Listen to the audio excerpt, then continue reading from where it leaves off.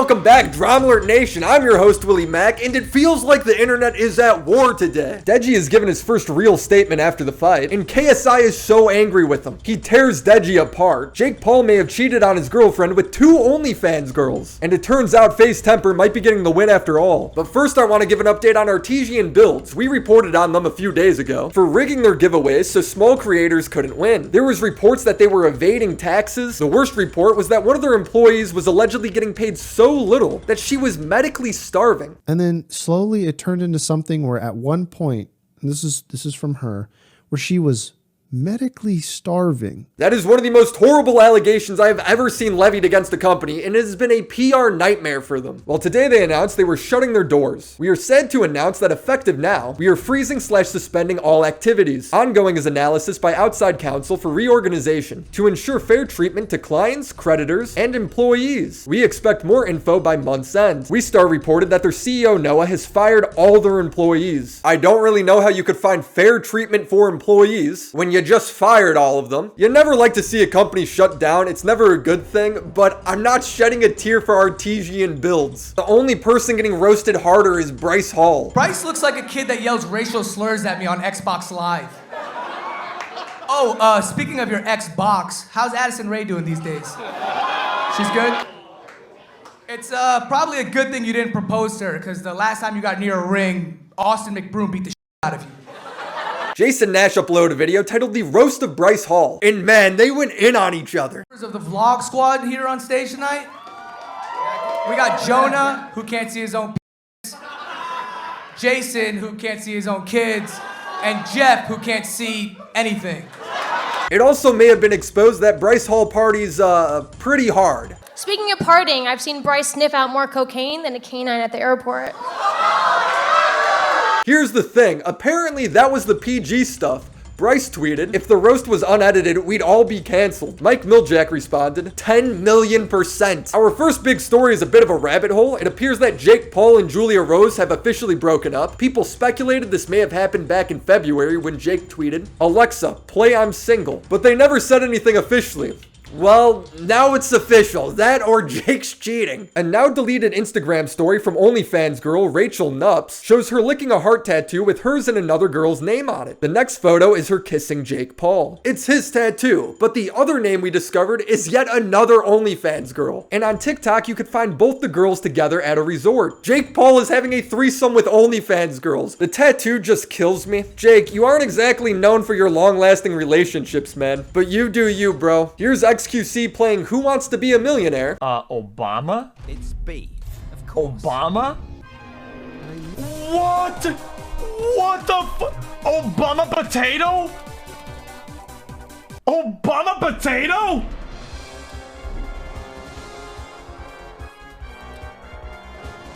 What the is an Obama potato?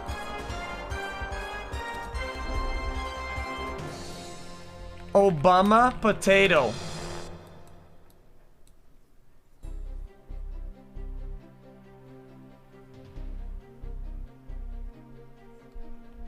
What the We got more boxing news surrounding FaZe Temper. We already reported on last Drama Alert that he was absolutely robbed at the Showstar event. Everyone over the past few days has been expressing their frustration with him getting robbed. Well, Temper has finally responded. My reaction is just like a face of disgust, like, and confusion.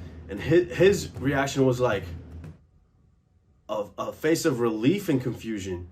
But you could tell that it made zero sense. Look, at the end of the day, like, you guys saw what you saw. I don't even have to explain it. You know, everybody in the comments, every single, you know, whether it's on Instagram, YouTube, Twitter, everywhere I see this, you guys saw that it was obviously a robbery. I should have won that. And it was just disgusting. The thing that I'm most disgusted about was how my opponent acted after the fact. After having his hand raised. Look, I get it. It's one thing to, you know, to think you won, but to know that you didn't win and to celebrate like you did, say thanks to everybody as if you won and like act like you really won that fight. It's pitiful. It's disgusting. Kenny, you did an interview right after the fight talking about, oh, the first round, Temper definitely won. Round 1, I'd give it to him. And then the second round through the 5th round, I killed him. But round 2, 3, 4, I killed him. What the are you smoking, bro? Like, what are you talking about? There's been a lot of speculation as to whether or not Showstar actually used official Pro Boxing Association judges for their fight. Vitaly already exposed how for his fight, that wasn't the case. Well, Showstar has released an official statement. Following our first event, we would like to make it clear that Showstar had no part in officiating the matches. Our event was regulated by the PBA. They then go on to clarify that the only unofficially judged fights were the Vitaly and Melo Fellow fight, due to the weight differences of their opponent. Well, the question still remains, why was the Temper Kenny fight judged so poorly then? Well, we actually have a trusted source here at Drama Alert, and they claim it has to do with the organization of the event. It's no secret that the Showstar boxing event was a mess. We already documented it well, but some of the stuff we didn't cover was the organizational aspects. Apparently, people couldn't find their seats, a lack of security resulting in fights in the crowd. Our source is saying that the judges were likely distracted with all the chaos going on around them. FaZe Temper has since submitted his appeal, and we are likely to see the results any day now. Deji's been under a lot of criticism for not winning his last fight. It was supposed to be his big redemption match. Well, he's uploaded a video responding to everyone titled, "What is next?" Unfortunately, I lost my last boxing fight. And I said that if I were to lose my last boxing fight, I'd never fight again. And I was serious about that. If I lost my last fight, I was not gonna fight again. You were all telling me, don't quit.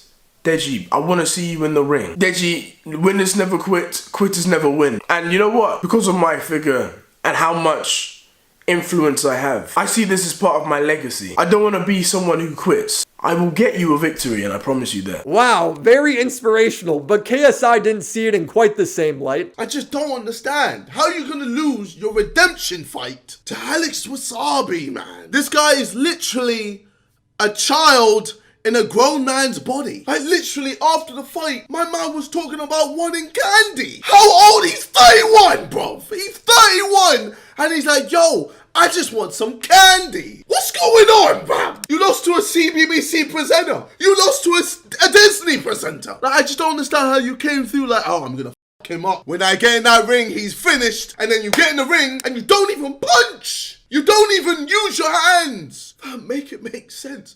Deji, where was the belief? You actually made Alex Wasabi look good. You made this man look good. Now, roast aside, KSI does get pretty personal here. Lost 3 times. 3 times, man. Do you like losing? Because it looks like you just love it when people feel sorry for you. When are you gonna get serious? When are you gonna stop making excuses for yourself? Remember on Christmas Day, I told you to pull out of the fight. I know you remember this. I told you, pull out the fight. You know why? Because you don't have the right mentality. You don't have the right mentality to win a fight. So until that changes, you shouldn't enter the ring. I told you to go on a 5K on Christmas Day, and you ended up doing 1K and complaining that your back hurts. You don't think my hurts when I run and this and that, but I still just keep going. I still push through. So I gave you the benefit of the doubt. The next day, I was like, let's go on another run. Fam, you didn't even